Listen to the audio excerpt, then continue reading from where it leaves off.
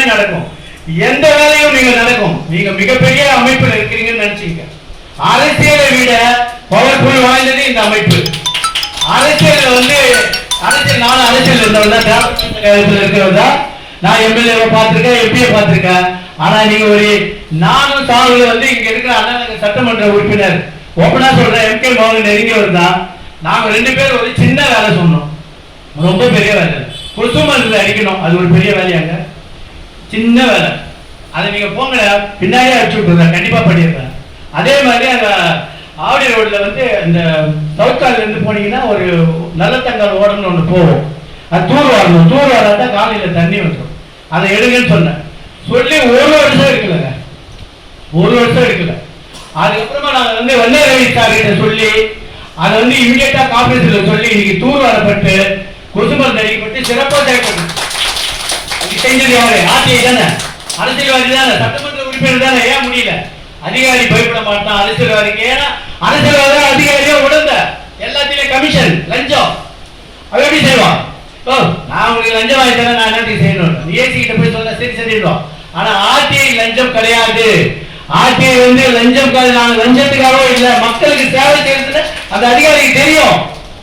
அந்த அதிகாரி என்ன பண்ணுவாங்க? பயப்படுவான். வண்டதேவி சார் ஒரு லெட்டர் போடுறாங்க, நாங்க போடுறோம், நீங்க ஒரு லெட்டர் ஆர்டிஐ கொடுக்குறீங்கன்னா பயப்படுவான். ஐயோ செய்யலன்னா அடுத்த கட்ட போவாங்க, போராட்டம் நடத்துவாங்க. நம்ம உடனே செஞ்சு கொடுக்கணும், செஞ்சிருக்கோம். அது மாதிரி எத்தனை செஞ்சிருக்காங்க, நடந்து கொண்டு இருக்குது. மிக சரியான அமைப்புல நீங்க வந்திருக்கீங்க. இந்த அமைப்பை நீங்க நல்லா பயன்படுத்திங்க. இது மூலமா உங்களுக்கு நிச்சயமான நல்ல பலன் கிடைக்கும். நம்ம மக்களுக்கு சேவை செய்யதான் வந்திருக்கிறோம். வடசென்னை மாவட்ட தலைவர் உங்களுக்கு அருமையான நண்பர் கண்ணன் அவர் இருக்கார். மிக சிறப்பாக செயல்படக்கூடியவர், மிக சிறப்பாக செயல்படக்கூடியவர். அதே மாதிரி இப்ப புதிதாக பொறுப்பேற்ற தலைவே வந்திருக்கீங்க. நீங்க என்ன செய்தாலும் எங்கள் அமைப்பு நாங்கள் மாநில தலைவர் உங்க பின்னால் நிற்போம். எந்த பிரச்சனைக்கும் நாங்கள் வருவோம்.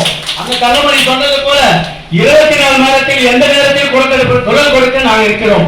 எங்களிடம் பல வழக்கறிஞர்கள் இருக்கிறார்கள். நாங்கள் நீங்க எதற்கும் வழங்க மாட்டோம், எந்த நிகழ்ச்சி எதுக்கும் பேட மாட்டோம். நீங்க துணிந்து நில்லுங்கள், துணிந்து போய் அதிகாரிகிட்ட பேசுங்க. பேசிட்டு அந்த இடத்துல உங்களுக்கு எதனா பிரச்சனை வரலன்னு சொன்னீங்கன்னா எங்களை நீங்க அணுகுங்க. நிச்சயமாக நாங்கள் உங்களுக்கு பின்னால் நிற்போம். அதே நேரத்தில் இந்த அமைப்பை நீங்க மற்றவர்களை கொண்டு செல்லுங்க.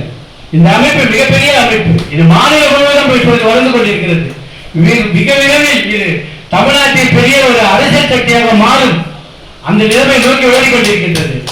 அதே போல் வரும் இன்னும் 2 மாதத்தில் மாநில மகளிர் செயலாளருக்கு என்னுடைய பணிவான வேண்டுகோள் தலைவர் வாயிலாக வைக்கிறேன். 2022 மாநில மகளிர் அணி மாநாடு ஆர்டிஐ லீகல் ஃப்ரண்ட் சார்பாக பெரம்பூர் நியூயார்க்ல நடத்தினாங்க. 22 போன வருஷம் நடத்தல, 23 மிக சிறப்பா நடத்தினாங்க. அந்த கூட்டத்துக்கு நான் போல, அப்ப நான் அமைப்புல இல்ல. ஆனா அவருடைய நிகழ்ச்சியை நான் ஃபுல்லாவே பார்த்தேன் யூடியூப்ல.